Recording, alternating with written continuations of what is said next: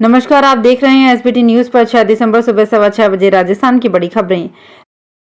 राजस्थान में बहुमत मिलने के बाद भारतीय जनता पार्टी में अब मुख्यमंत्री पद को लेकर अलग अलग खेमों का शक्ति प्रदर्शन शुरू हो गया है। जयपुर में सोमवार और मंगलवार को पूर्व मुख्यमंत्री वसुंधरा राजे से 30 विधायकों ने मुलाकात की है। वहीं प्रदेश अध्यक्ष सीपी जोशी से 15 विधायक मिल चुके हैं। इसमें से 6 विधायक ऐसे हैं जो दोनों नेताओं के पास गए थे। मंगलवार को वसुंधरा के समर्थक कालीचरण सराफ ने दावा किया कि वसुंधरा के घर 70 विधायक गए थे। दूसरी तरफ सीपी जोशी से मिलकर जहाजपुर विधायक गोपीचंद मीणा ने कहा कि भाजपा ने केंद्र और सीपी जोशी के नेतृत्व में जीत हासिल की है। मीणा सोमवार को वसुंधरा के घर भी गए थे। प्रदेश प्रभारी अरुण सिंह ने भी जोशी के घर जाकर मुलाकात की थी। सीएम पद को लेकर उन्होंने कहा, पार्लियामेंट्री बोर्ड जो फैसला लेगा वो ही सभी को मान्य होगा। राजस्थान विधानसभा आम चुनाव के बाद कांग्रेस विधायक दल की मंगलवार को यहां बैठक हुई, जिसमें नेता प्रतिपक्ष का फैसला पार्टी आलाकमान पर छोड़ दिया गया। प्रदेश कांग्रेस मुख्यालय में नवनिर्वाचित कांग्रेस विधायकों की बैठक हुई, जिसमें निवर्तमान मुख्यमंत्री अशोक गहलोत, कांग्रेस प्रदेश अध्यक्ष गोविंद सिंह डोटासरा सहित कई विधायक शामिल हुए। इस दौरान कांग्रेस प्रदेश प्रभारी सुखजिंदर सिंह रंधावा एवं पार्टी पर्यवेक्षक मुकुल वासनिक, भूपेंद्र सिंह हुड्डा एवं मधुसूदन मिस्त्री भी मौजूद रहे। भारत एवं केन्या ने अपने राजनयिक संबंधों की 60वीं वर्षगांठ के मौके पर पर्यावरण एवं वन संपदा के संरक्षण तथा स्वच्छ ऊर्जा के क्षेत्र में मिलकर काम करने का संकल्प लिया। प्रधानमंत्री नरेंद्र मोदी और केन्या के राष्ट्रपति विलियम सामोई रूतो के साथ यहां हैदराबाद हाउस में हुई द्विपक्षीय शिखर बैठक में ये संकल्प लिए गए। दोनों देशों के बीच विभिन्न क्षेत्रों में सहयोग बढ़ाने के लिए कई समझौतों पर हस्ताक्षर किए गए। मोदी ने अपने वक्तव्य में कहा कि भारत की विदेश नीति में अफ्रीका को हमेशा उच्च प्राथमिकता का स्थान दिया गया है। पिछले लगभग एक दशक में हमने मिशन मोड में अफ्रीका के साथ अपना सहयोग बढ़ाया है। इस वर्ष हम भारत और केन्या के राजनयिक संबंधों की 60वीं वर्षगांठ मना रहे हैं, किंतु हमारे संबंधों का हजारों वर्ष पुराना इतिहास है। कांग्रेस नेता रेवंत रेड्डी तेलंगाना के मुख्यमंत्री होंगे। राहुल गांधी ने उनके नाम पर मुहर लगा दी है। राहुल ने कहा, रेवंत रेड्डी को तेलंगाना में सीएम पद के लिए चुना गया है। मंगलवार को दिल्ली में हुई पार्टी की बैठक में ये फैसला लिया गया, जिसमें राहुल गांधी, पार्टी अध्यक्ष मल्लिकार्जुन खड़गे और राष्ट्रीय महासचिव केसी वेणुगोपाल सहित कई सीनियर नेता मौजूद रहे। रेवंत रेड्डी 7 दिसंबर को सुबह 11 बजे सीएम पद की शपथ लेंगे। राजस्थान लोक सेवा आयोग की ओर से राजस्व अधिकारी ग्रेड द्वितीय एवं अधिशासी अधिकारी वर्ग चतुर्थ प्रतियोगी परीक्षा 2022 के तहत जारी विचारित सूची में सम्मिलित अभ्यर्थियों का काउंसलिंग कार्यक्रम जारी किया गया है। इस संबंध में विस्तृत सूचना आयोग की वेबसाइट पर उपलब्ध है। आयोग सचिव रामनिवास मेहता ने बताया कि आयोग की ओर से 21 नवंबर को पात्रता जांच के लिए अभ्यर्थियों को विचारित सूची जारी की गई थी। इस सूची में सम्मिलित अभ्यर्थियों की काउंसलिंग का आयोजन 11 दिसंबर से 13 दिसंबर तक निर्धारित कार्यक्रम के अनुसार किया जाएगा।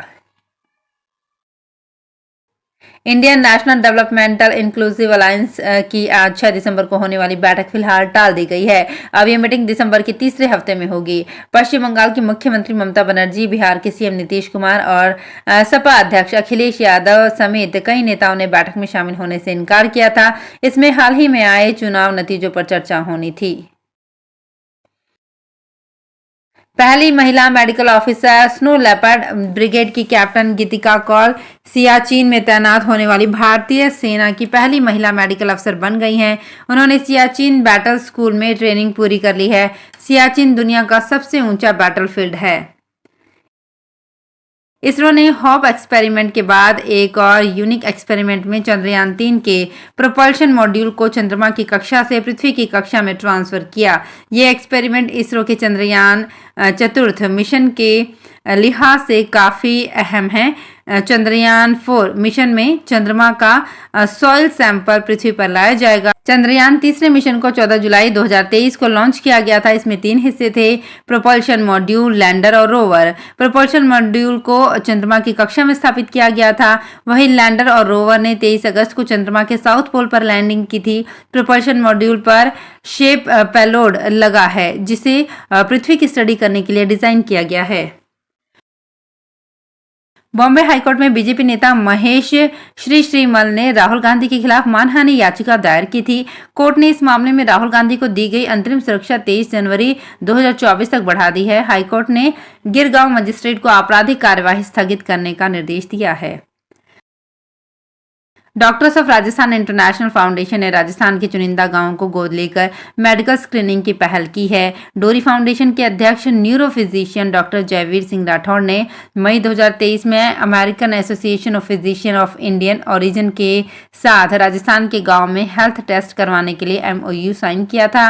इसमें डोरी के एग्जीक्यूटिव समिति members doctor Brahma Sharma, doctor Ranveer Singh Rathore और डॉक्टर राजीव परिंजा मौजूद थे। गौरतलब है कि डोरी विश्व भर में फैले हुए प्रवासी राजस्थानी डॉक्टर्स का समूह है, जिसका मुख्य उद्देश्य प्रदेश की स्वास्थ्य सेवाओं और मेडिकल एजुकेशन में सुधार लाना है। राजस्थान में उदयपुर के सैनिक विश्राम गृह में आगामी 7 दिसंबर को सशस्त्र सेना झंडा दिवस का कार्यक्रम आयोजित किया जाएगा। जिला सैनिक कल्याण अधिकारी कर्नल कमलेंद्र सिंह भाटी ने जिले के आम नागरिक, पूर्व सैनिक तथा उनके आश्रितों से आह्वान किया है कि अधिक से अधिक संख्या में इस कार्यक्रम में सम्मिलित होकर सेना के प्रति अपना कृतज्ञ व्यक्त करते हुए अधिक से अधिक आर्थिक सहयोग प्रदान कर सकते हैं। स्पेशल जज CBI केस मोहाली ने SAIL manager Shankar Batra, Ashwini Oberoi assistant cashier, SBI के बूटाराम घई को बैंक फ्रॉड से जुड़े एक केस में 7 साल के कठोर कारावास की सजा सुनाई है। साथ ही इन पर 2,45,000 का जुर्माना भी लगाया गया है। इन पर 18 करोड़ 63 लाख रुपए की बैंक धोखाधड़ी का आरोप है। जांच के बाद चार्जशीट फाइल की गई थी। ट्रायल कोर्ट ने 3 आरोपियों को दोषी पाया था।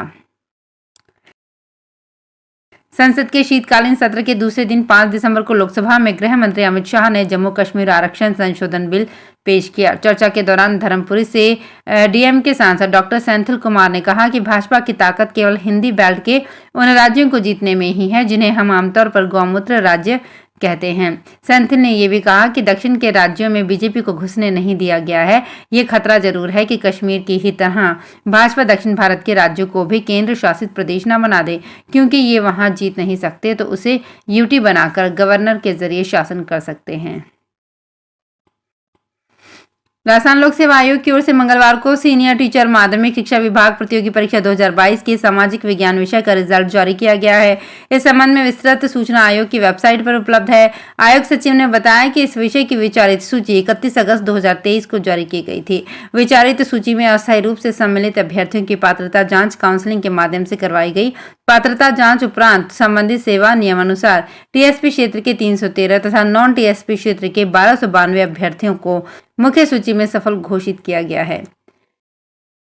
राजस्थान में 2 बेटों ने अपने पिता के 51वें जन्मदिन को अनोखे अंदाज में मनाया। इन्होंने अपने पिता से केक की जगह 18 किलो का मिर्ची बड़ा कटवाया। इस स्पेशल मिर्ची बड़े का नाम है महाबाहुबली मिर्ची बड़ा। इसे 100 से ज्यादा लोगों ने खाया। मिर्ची बड़ा बनाने में 6 घंटे का समय लगा और इसमें इतना मटेरियल था कि करीब 100 मिर्ची बड़ा बनाए जा सकते थे। दरअसल ये जन्मदिन बालोतरा जिले के समाज सेवी हीरालाल का था। इनके दोनों बेटे सचिन और भरत को अपने पिता का जन्मदिन अनोखे अंदाज में मनाना पसंद है।